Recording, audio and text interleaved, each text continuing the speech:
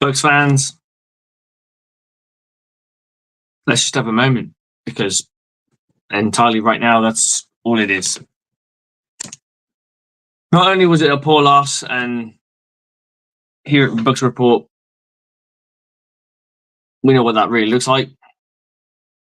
We got manhandled. But not only that, it feels very much like the season's done. Chris Godwin looks to be out for the season in a pointless play that never needed to happen. I don't usually go after coaches and things. That's not who I am. But I need to have an answer. I need to know why, in a game that had 10 points, that had less than 2 minutes in it, and one timeout potentially, why we kept starters in a game we weren't going to win. We're never going to win that game. I believe in fighting for it. I believe in fighting for every moment you can, but at the cost of losing a starter, one of your best players, it's not worth it. You could have had Baker Mayfield popped as well, and that would have been him done. We lose Mike Evans. Losing one of them's bad. Losing both of them. Right now, Tampa Bay Buccaneers fans, going into this Falcons game, Jalen McMillan, Trey Palmer, and Sterling Shepard are your wide receivers 1, 2, and 3. On the plus side, we have a run game. Yay. But I'm struggling with this one. Not because of the loss, because of how we lost. My reactions right now are almost dumbfounded, because I've just watched my team lose a game, which, let's face it, they deserve to lose. We weren't good enough. Even with referee calls in our favour, or just refereeing calls that pulled them back, it wasn't enough.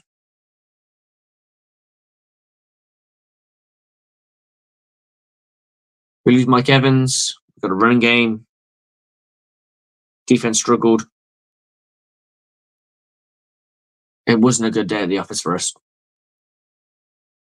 I think we'd all swallow down the horrible medicine that is the loss, even if we lost. Let's be honest.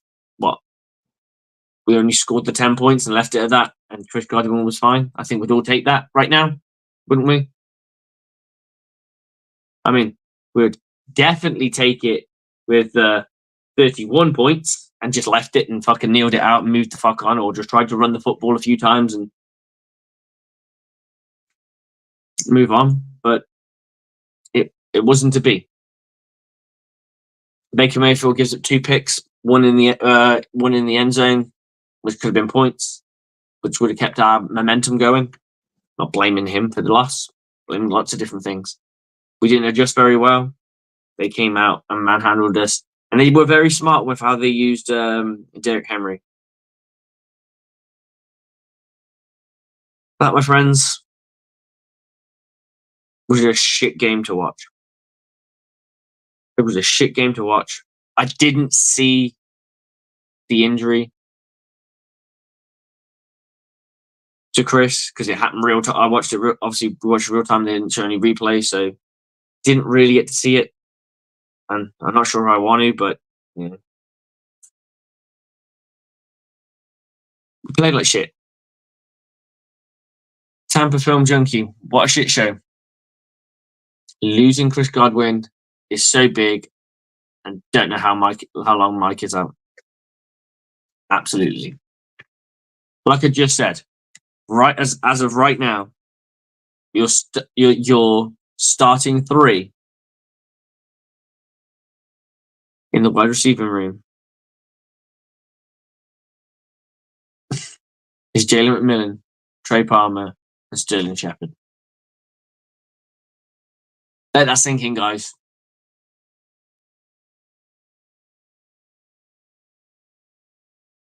We lost Jamal Dean. I know a lot of people aren't big on Jamal Dean, but there's always a chance the guy can redeem himself. Right now, he can't because he's on IR. What the fuck are we supposed to do? I need answers. I need answers from this coaching staff of why they decided, with 10 points in the game and less than 2 minutes on the clock, with only one, with maybe even, I think it was one timeout. I'm not entirely sure if it was one timeout,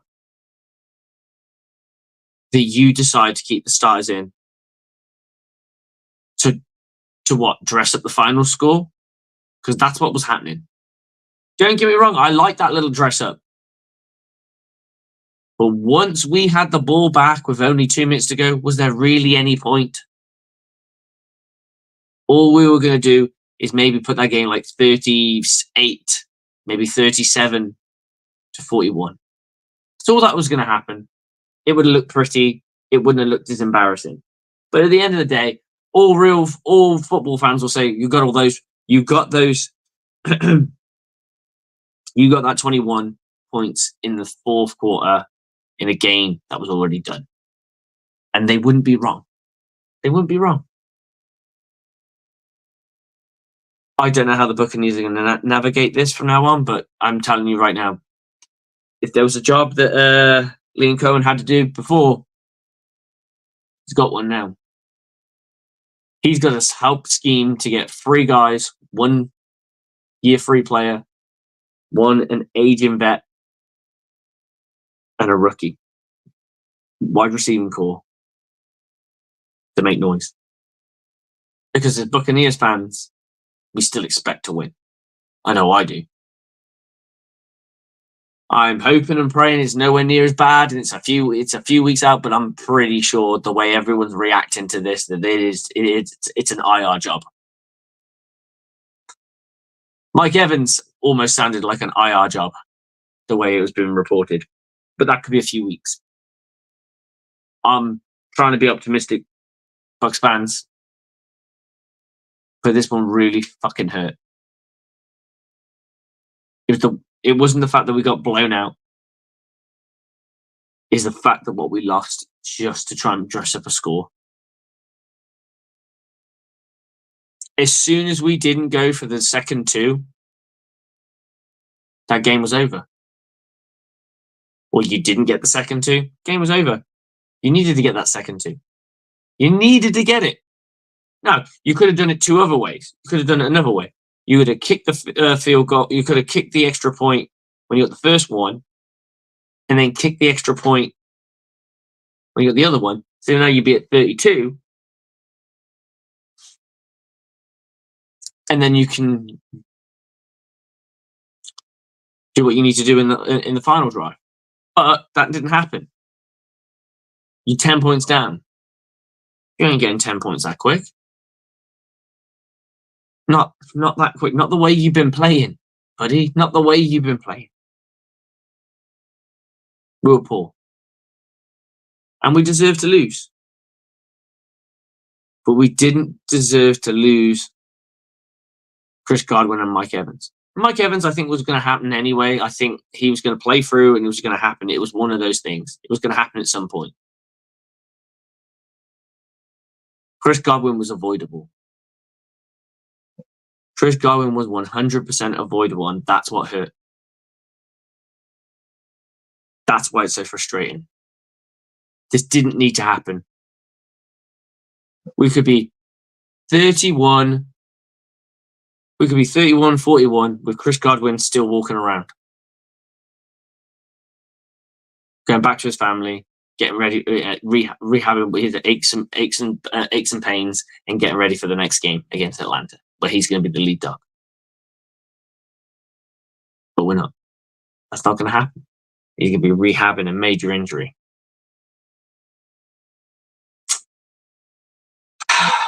So the Buccaneers start off really fast, really furious. And I felt we kind of we bottled something up and it just felt like we were rolling. Then the Mike Evans injury happened and we just fell flat because it was a cataclysm. I can't even say the word right now. It was a disaster after that. You get almost Mike Evans touchdown in the red zone, and then you get the picked ball almost immediately straight after that, which kills the play. And it is very possible, had the Buccaneers got that as a touchdown, and we're talking 14 to nothing, they don't score until the second quarter, but the Buccaneers do end up getting some more points. I'm not bothered that Chase McLaughlin missed a kick. Those are tough kicks. They're the tougher ones in the NFL. You're going to miss the occasional. It just seemed to come at a bad time. And I think this game was done and we just kind of dragged it the fuck out.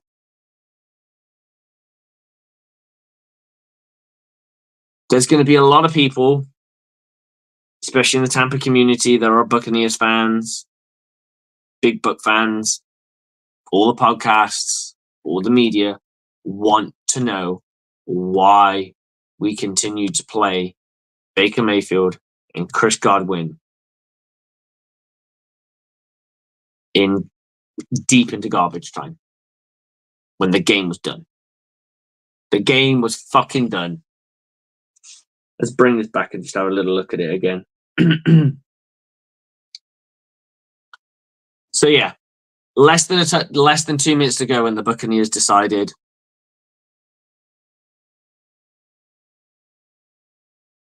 that it'd be worth rolling the dice and going for it.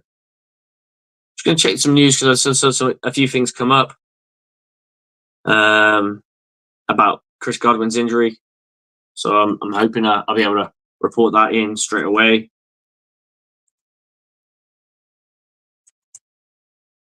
Let's have a look. No, I've got nothing here. Just cut it off the field. With 43 seconds to play, which means before that, there's probably less than a minute and 20 seconds to get 10 points. I'm not saying it's not possible. I'm just saying the chances of it are very unlikely.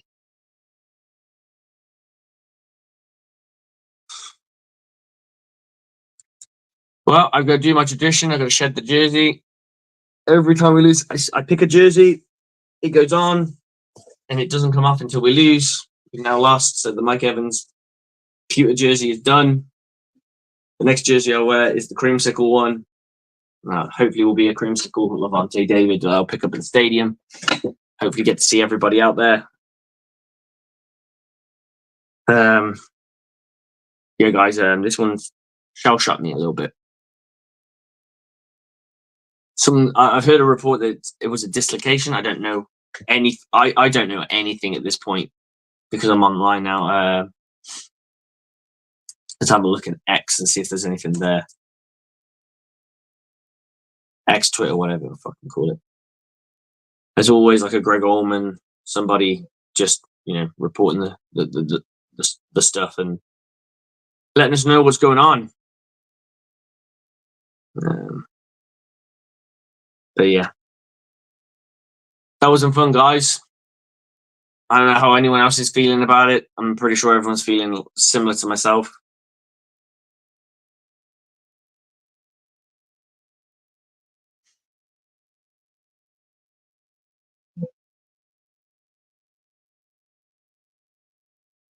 There's going to be a lot of talk about this. This could be the straw that breaks the camel back and gets Todd Bowles fired because it was a coaching decision to keep him in. He could have seen Chris Godwin in and went, Liam, I don't want him in. Take him out. It's done. He could have done that. Did he not know? Don't know. This is what we need to know as Bucs fans. Why the fuck this happened? How on earth, with less than a minute and a half on the clock, you need to get 10 points? You get the ball back on a punt, not deep in their half or anything like that.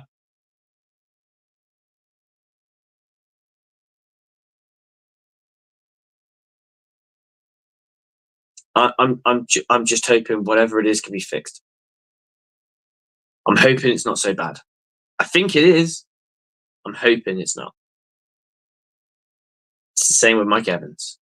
It's the same with Tyke Smith. That was the hard part. We now have to go and play the team that's technically at the top of the division because they have beaten us. They have the same record as us, but they have beaten us. We have to beat them to continue the division crown. This is a pivotal moment in this season for us. Because if we don't beat the Atlanta Falcons, they have a two-game win against us, which means they automatically win all tiebreakers. It's not even close. Which means we just have to hope that they end up with a worse record than us. They're a decent team. That's going to be difficult. Could happen, but I'd rather let us be the deciders in what happens.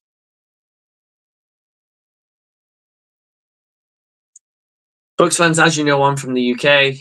Sat in the UK right now. It is 4:45 in the morning. I will be signing out here very soon, mainly because I think there's not much to talk about. Baker Mayfield throws 2 interceptions. Mike Evans gets injured and all momentum is lost. A few things try and push this momentum. Try and get a kickoff. It didn't come off. Deep into garbage time, we got a few things working, which were fun to watch, if I'm honest. They were fun to watch. And then the Buccaneers, when getting the Baltimore Ravens off the field, decide that with probably less than a minute and a half to go, only one timeout, maybe no timeouts, but they would have a go at it and shake the dice. And they shook the dice. They had snake eyes, and we've lost probably one of our best route run. No, not probably. Our best route run is gone. Potentially for the entire season. I'm hoping it's not true. But that's how it felt and how it looked. Mike Evans is injured. We don't know when he's coming back. It was apparently big that he made it to this game. We need answers, Bucs fans. We need to know why. I know I do.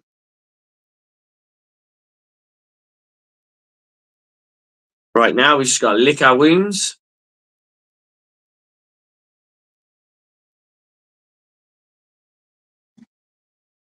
All right, I'm just going to put this at the Dear, it's 924. I'm going to be honest. I hate this fan base. After any adversity, it's right to fire everyone and replace everyone. It makes it difficult to stay a fan.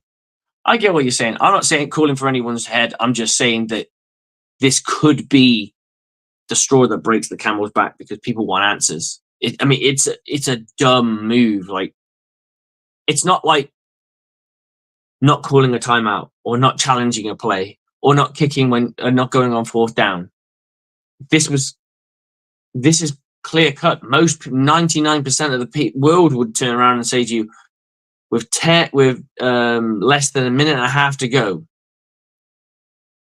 potentially only a timeout, probably none. Needing 10 points, do you keep your starters in there? And I think the answer is no. And I think most people would say that. That's why we want to know what the fucking thought process was. Like, what? Explain it to us, because we're all dumbfounded by it. Don't get me wrong. I enjoyed the little resurgence that we had of those 21 points. I enjoyed it.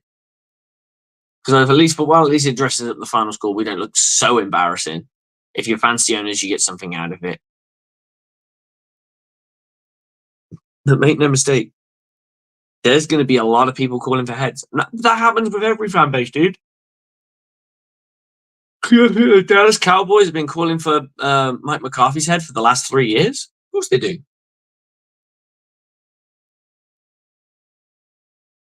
It's the same for every coach.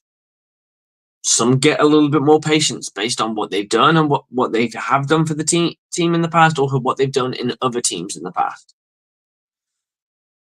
Unfortunately for Coach Bowles, his track record as a head coach isn't the greatest. He's done better since he's been with the Bucs, but there have been game management decisions written all over.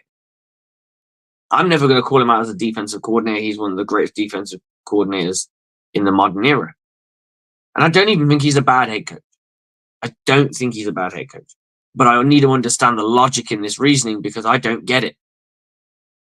I understand that you want to fight, but it damn sure it may cost you your season now.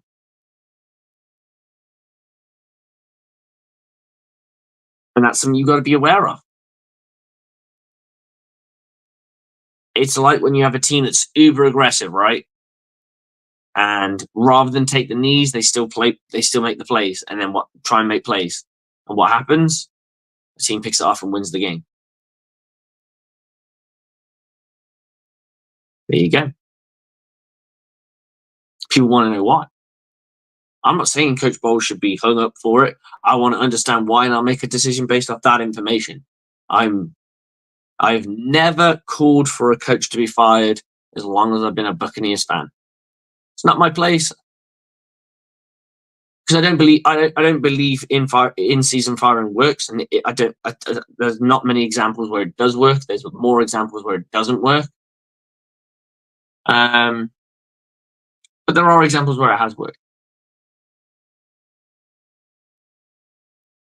But I think the problem is, I think Coach Bowles is too wrapped up in this team. You take that out, I think the defense falls apart. I generally do. You can't get rid of Coach Bowles mid-season.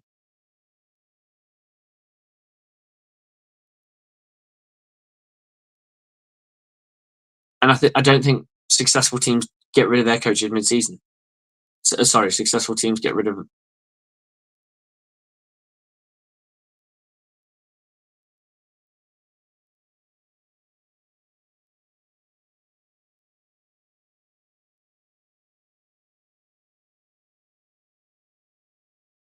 Absolutely. Look, I'm just saying that every team will have somebody that they want to get out, because it's just the knee-jerk reaction. It's what human beings do.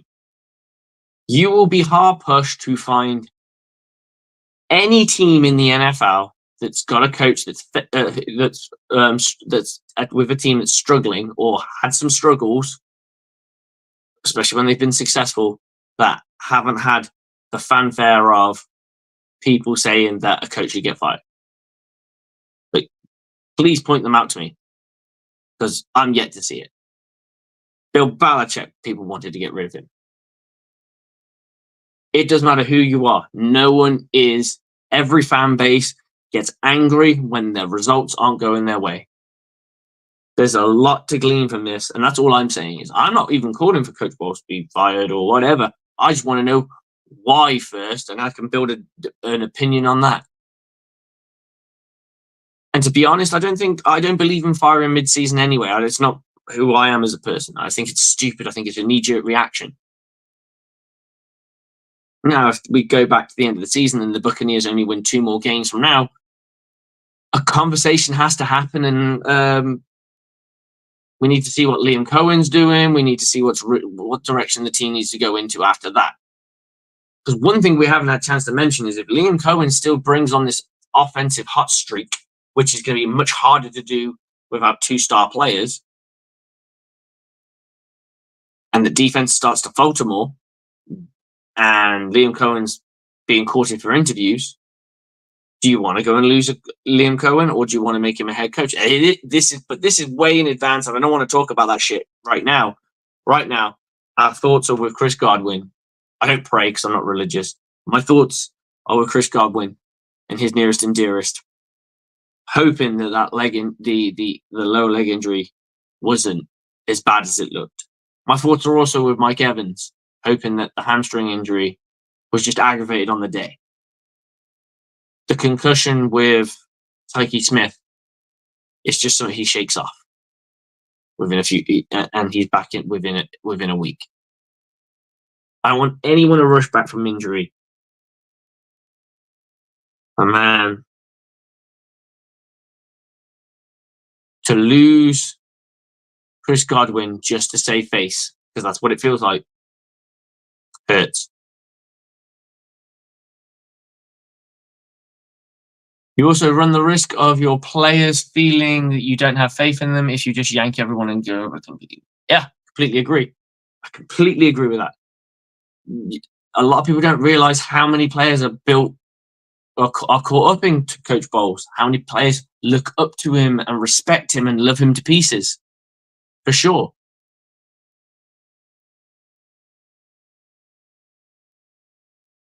But all I'm saying is there's going to be a lot of angry fans. There's going to be a lot of angry media. And unfortunately, I can't justify. I want to know the answers myself. I want to know what the thought process was. Why did we do it? You know? But on that note, guys, I'm done. I got to go to bed. I got to take my kids to school in about 3 hours. So I want to get some much needed shut eye. Unfortunately, these primetime games tend to kill me, and the Buccaneers don't usually tend to do well in them. I won't skip them because I'm a committed man. I'm a Buccaneer fan, and I will always watch my Bucs play, come rain or shine, whether it be at stupid o'clock in the morning. I'm still watching them. But damn, it doesn't feel good when you're in the middle of a blowout and it's 3 a.m. and you're like, oh God, when will it end? And then for it to be capped off with what happened with Chris Godwin. Look, a couple more days, we'll have the aftermath. We'll probably have some bit more information, and that's when the real reactions will start.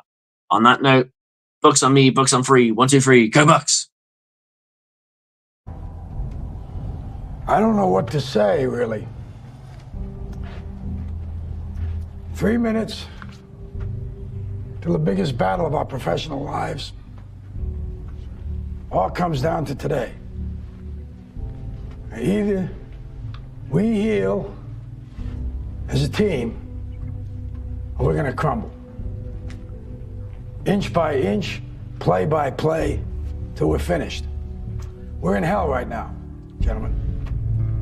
Believe me.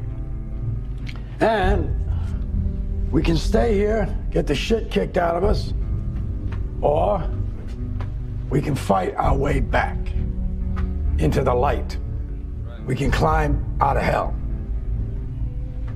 1 inch at a time. Now, I can't do it for you. I'm too old.